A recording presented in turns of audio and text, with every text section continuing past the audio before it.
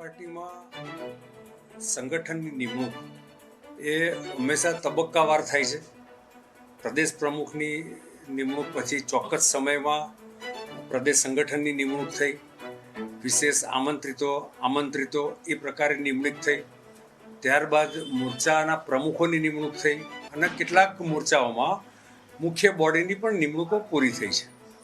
હવે જે જુદા જુદા સેલ એટલે કે પ્રકોષ્ઠ અને જે ડિપાર્ટમેન્ટ છે એની કેટલીક નિમણૂકો બાકી છે.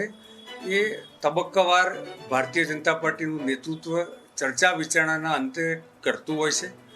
કુલ મળીને અમારા ત્યાં જે કોઈ નિર્ણયો સંગઠન કે ચૂંટણીની સંદર્ભમાં લેવાતા હોય છે, એક સર્વાનુમતે નિર્ણય લેવાય છે, સામૂહિક ચર્ચા વિચારણાના અંતે લેવાય છે.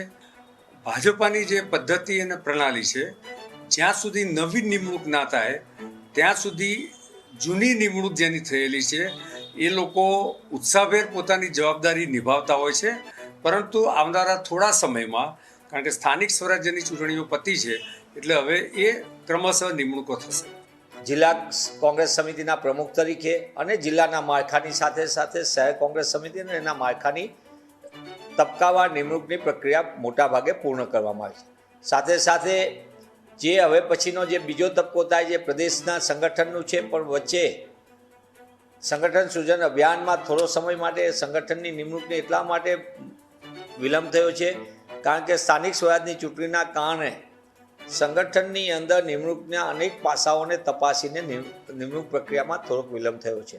પણ આગામી થોડા દિવસોની અંદર અમારા પ્રભારી સન્માનીય મુકુલ વાસનિકજી અને કોંગ્રેસ પક્ષની સમગ્ર ટીમ દ્વારા આ દિશામાં પરામર્શની પ્રક્રિયા શરૂ થઈ ગઈ છે અને આગામી થોડા સમયની અંદર ગુજરાત કોંગ્રેસના સંગઠનના માળખાને પણ આખરી ઓપ આપીને જાહેર કરવામાં આવશે.